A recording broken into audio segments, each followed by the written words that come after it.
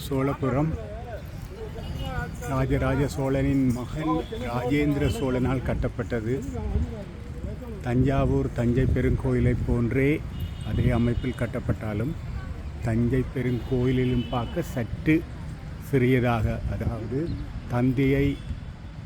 தந்தை கட்டிய கோயிலிலும் பார்க்க உயரமாகத்தான் கட்டக்கூடாது என்பதற்காக எலும்பாக்க சற்று உயரம் குறைந்த கோபுரத்துடன் இந்த கோயில் அமைக்கப்பட்டது. ராஜேந்திர சோழன் இந்தியாவில் பல இடங்களை மட்டுமல்ல, கிழக்காசியாவில் பல நாடுகளை கைப்பற்றி ஆட்சி செய்தவர். அவரது பேரரசின் தலைநகராக, அதாவது ராஜராஜ சோழன் தஞ்சாவூரை தலைநகராக கொண்டு ஆட்சி செய்தார்.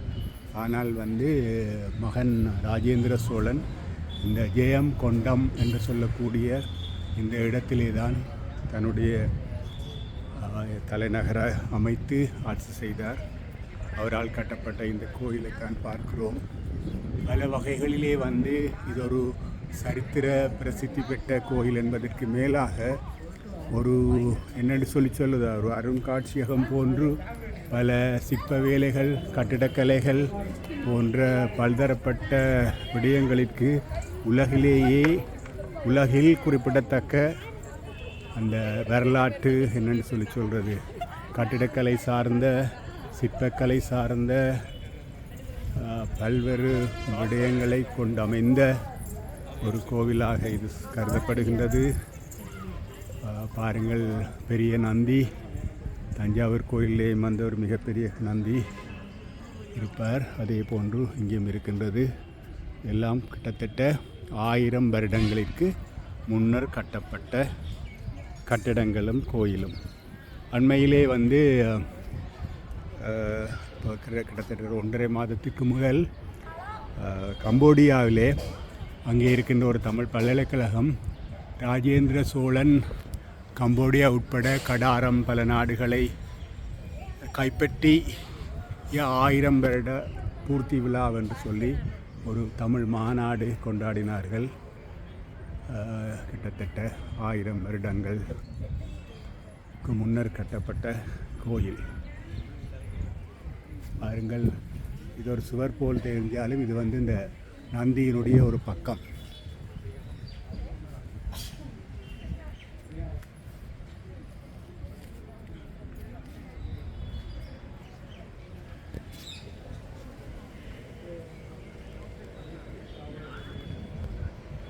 முழுக்க கற்களால் பாருங்கள், இது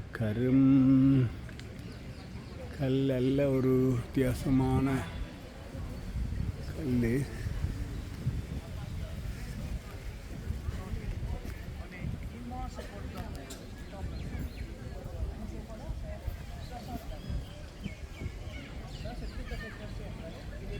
விமானம்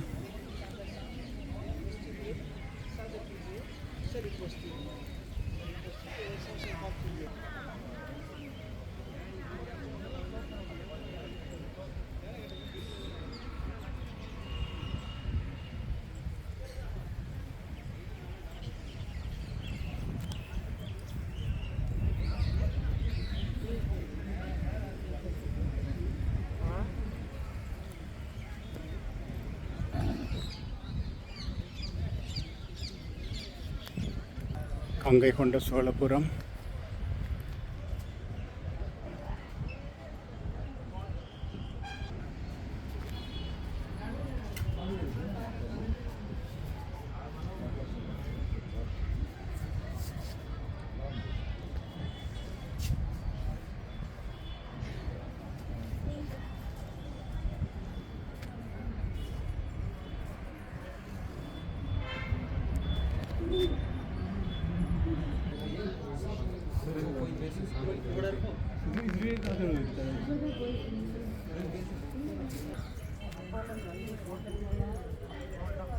சுற்று வட்டாரம்